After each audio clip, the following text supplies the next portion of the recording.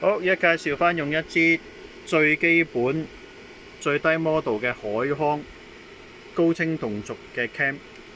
咁呢支 cam 可以轉呢個 CVI、TVI、HD 啊，或者 Analog 都得嘅。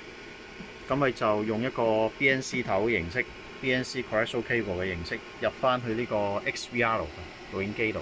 咁呢部機亦都低 model 嘅，4係、5係嗰啲全部都可以啦。咁就着咗畫面啦，呢邊冇問題嘅嘢嚟㗎啦，呢邊 OK。咁跟住咧，我哋而家翻返去電腦呢一邊。電腦呢一邊咧，我而家用緊呢個係 VLC 嘅 player。咁我 quit 咗出嚟先。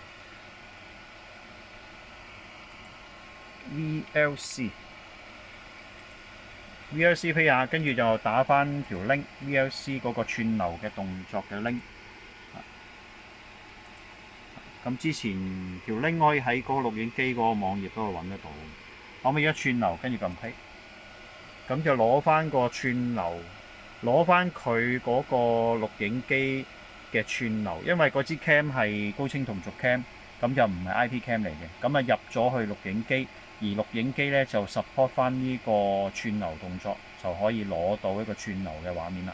咁揸住呢個串流嘅畫面咧，我哋就可以做一啲後台嘅AI server 嘅分析啦。